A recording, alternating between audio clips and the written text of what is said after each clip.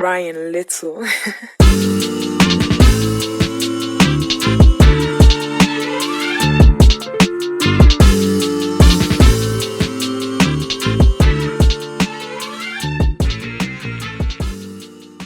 Всем дизайн! Сегодня я хочу с вами поговорить про разницу в обустройстве домов на примере американских интерьеров. Это апартаменты, которые мы снимаем в Лос-Анджелесе и по которым я хочу сегодня с вами пройтись во всех смыслах этого слова. Давайте начнем с кухни.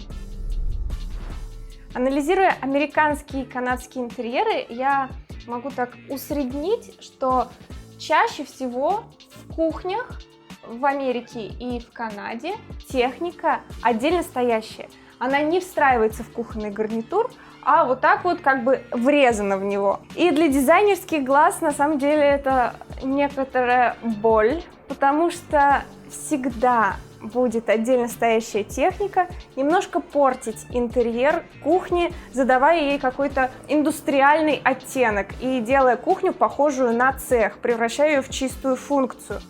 Всегда такая техника будет ухудшать интерьер кухни. Нет проблем, если у вас нет никаких претензий на красоту, если вы воспринимаете, например, кухню чисто как функцию, есть такой подход, есть вот постирочная, там не надо ничего украшать, там должны стоять порошки, бытовая химия, стиральные машинки, сушильные машинки и все. Есть такой подход и к кухням, и вы можете относиться к этому так, тогда, естественно, будет дешевле купить технику и ничего не украшать, просто готовить здесь еду. Но если у вас есть претензии на красоту, конечно, нужно подумать о встройке.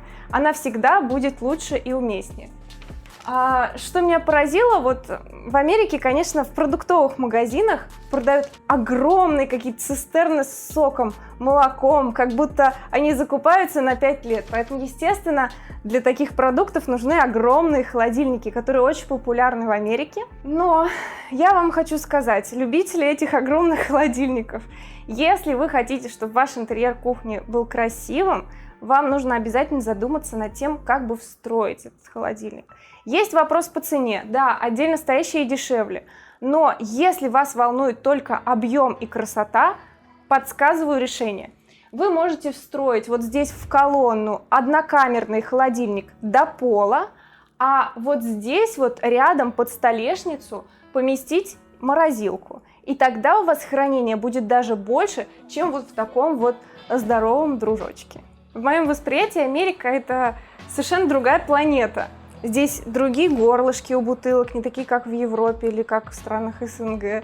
Здесь другие розетки, здесь другое напряжение в сети, о чем я благополучно забыла и везла через океан свой любимый фен, и теперь я не могу им воспользоваться. Здесь все большое, огромные аэропорты, огромные магазины, полки даже в магазинах выше, чем у нас. Здесь совершенно другие плиты на кухне. И я не очень понимаю, как организовалась такая любовь, потому что, вот это вот, наверное, 80 сантиметров плита. Она очень часто встречается, я вижу разные интерьеры, там везде вот любят 4 конфорки, но размажут их вот на такое огромное расстояние. В моем понимании было бы рациональней отдать это пространство под рабочую зону, где можно было бы побольше нарезать салатов, где можно было побольше что-нибудь открыть, какие-нибудь упаковки и что-то доготовить, там, тесто раскатать. И здесь также огромная вот эта духовка, которую, я не знаю, наверное, можно сделать 3 индейки. Я не представляю, как организовалась у американцев такая любовь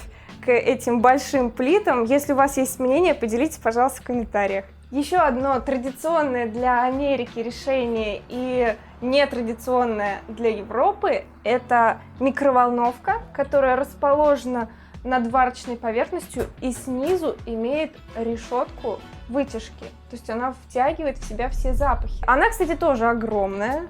Сюда влезет небольшой и веселый кабанчик.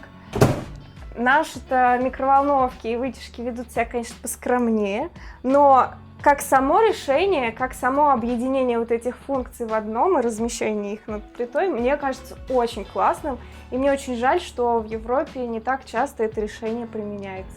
Еще здесь есть посудомоечная машинка, которая тоже не прикрыта дверцами шкафчиков кухонного гарнитура, а стоит вот так вот открыто на показ.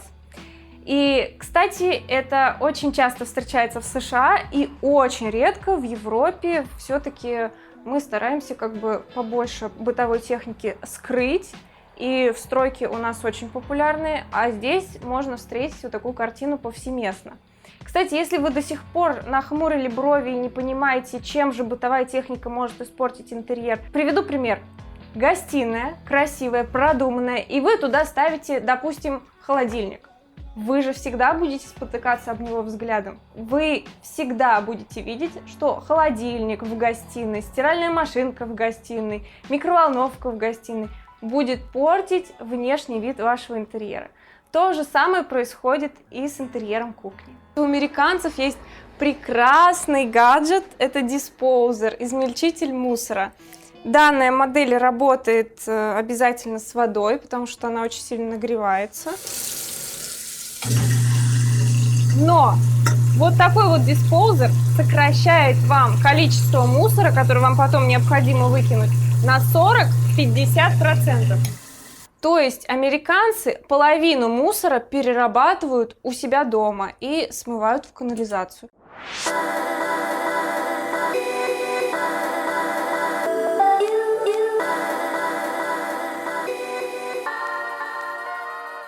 Хозяин этих апартаментов сам дизайнер, поэтому он очень хорошо поработал здесь с пространством, с объемом, с цветом и даже решил некоторые очень сложные задачи для этих апартаментов.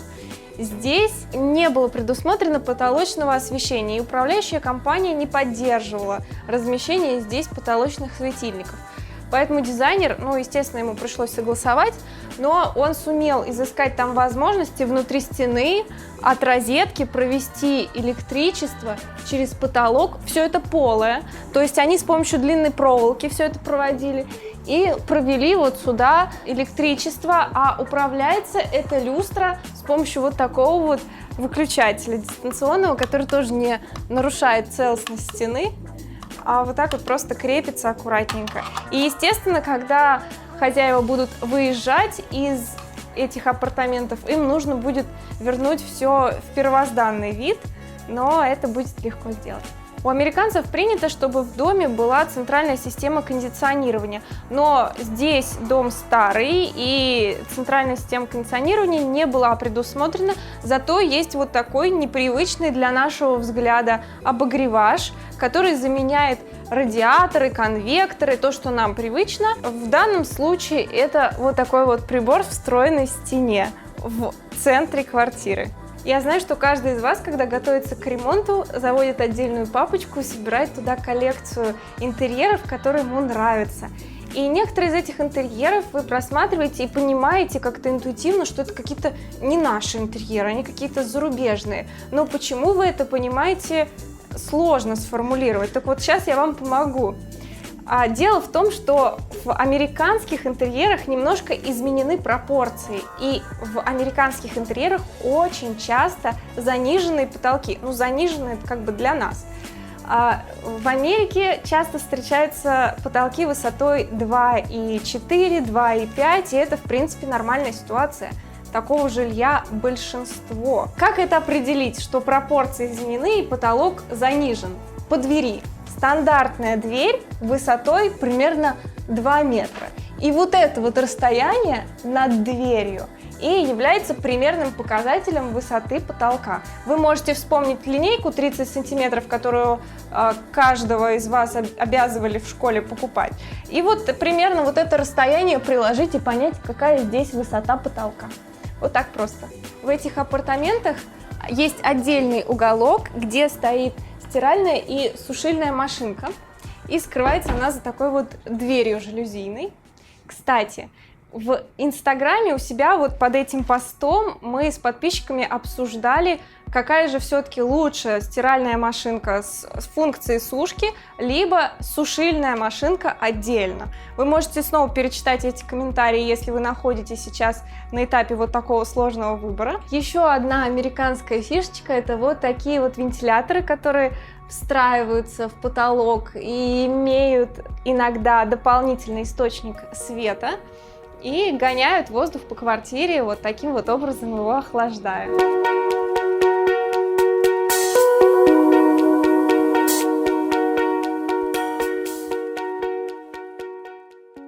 это спальня наших апартаментов. Мы снимаем апартаменты с одной спальней и одной ванной. Это называется one bedroom, one bathroom apartment.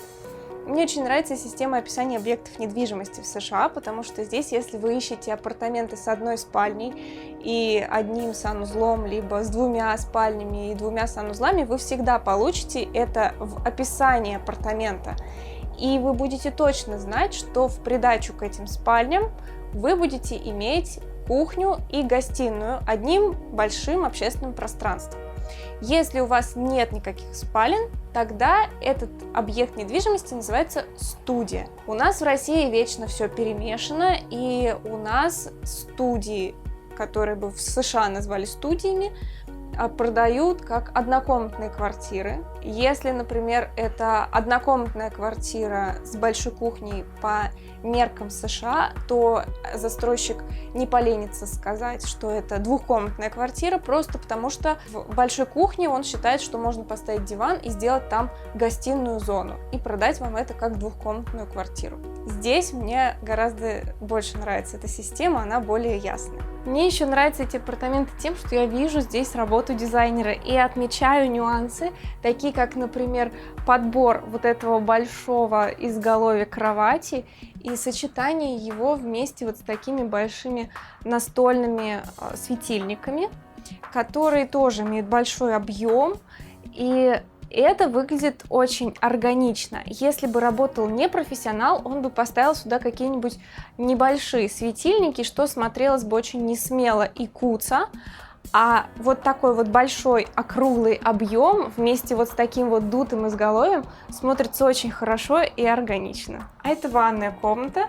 Здесь в ванной комнате любимое сочетание многих ремонтирующихся и заказчиков. Я знаю, что вы обожаете белые наличники, белые двери и сочетание их с бежевыми стенами. Это прямо сейчас супер тренд. Это пошло из американских интерьеров. И здесь есть ванная. Интересный факт. Вы замечали наверняка в гостиницах, что там выдают всегда коробочки с шапочками для душа. И некоторые думают, зачем эти шапочки для душа нужны, кто ими вообще пользуется. А на самом деле этот тренд на эти коробочки с шапочками пошел именно от американских сетей, потому что американцы постоянно пользуются этими шапочками для душа, ведь у них вот такие вот неудобные душевые лейки, которые нельзя никак подвинуть. И если ты хочешь сполоснуться полностью, то тебе необходимо использовать шапочку для душа, чтобы не намочить волосы, ведь контролировать поток воды из этой лейки никак нельзя. Здесь еще есть такой вот очень интересный смеситель, который выглядит достаточно странно и непривычно для нашего взгляда. Ну, в общем, вот эта комбинация лейки и смесителя, она на самом деле у людей, которые приехали из Европы, из России, вызывает постоянные страдания, потому что это очень непривычно. Но это такая особенность американских интерьеров. А еще к этим апартаментам предоставляется доступ вот к такому бассейну и тренажерному залу. И если кому интересно, такие или подобные апартаменты можно снять примерно за $3000 в месяц. Но у вас должна быть хорошая кредитная история, помимо денег. На этом все. Если вам понравились эти апартаменты, напишите внизу в комментариях, что вам понравилось и что показалось интересным, или, может быть, что-то не понравилось, я с удовольствием прочитаю. Ставьте лайк и подписывайтесь на канал, если еще этого не сделали. До новых встреч, всем дизайн!